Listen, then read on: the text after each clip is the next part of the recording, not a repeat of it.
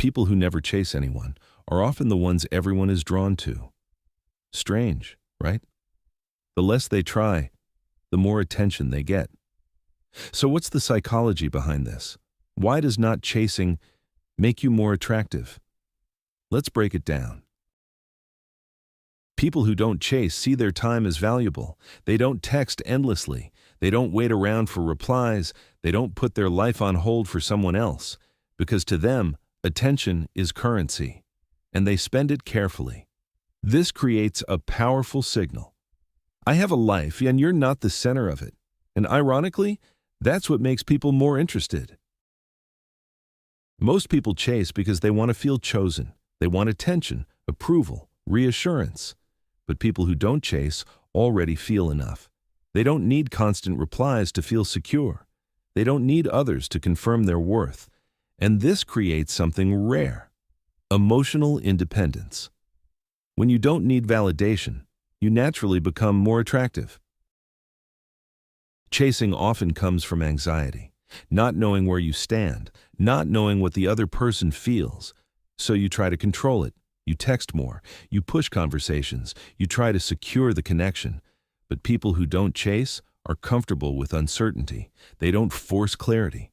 They let things unfold naturally. And that calmness creates mystery. Most people make this mistake. They invest too much, too soon. They give attention, time, energy before the other person has earned it. But people who don't chase move differently. They match energy. They observe first. They give gradually. Because they understand, interest should be mutual, not one-sided. This is one of the biggest reasons people who don't chase have other things going on. Goals, work, friends, passions. They're not sitting around waiting for a message. Their life is already full. So when they give attention, it feels intentional, not desperate. Chasing is often driven by fear of losing someone, fear of being replaced, fear of being alone. But people who don't chase are okay with losing people, not because they don't care, but because they understand.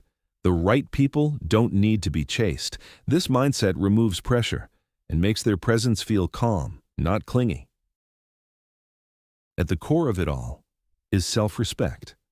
People who don't chase don't beg for attention. They don't double text out of anxiety. They don't lower their standards just to keep someone. They'd rather walk away than force something.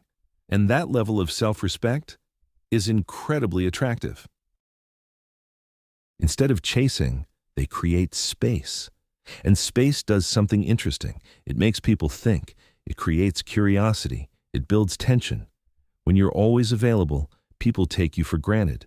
But when you're not, they start to notice. Not chasing is not about playing games. It's about knowing your worth. It's about having a life you don't want to abandon. It's about being okay with whatever outcome happens. Because when you stop chasing, you start attracting. And when you start attracting, you stop settling. So the question is not, how do I make someone stay? It's, why am I chasing someone who isn't choosing me? If this changed your perspective, subscribe for more content on psychology and self-growth. Because the more you understand people, the less you'll need to chase them.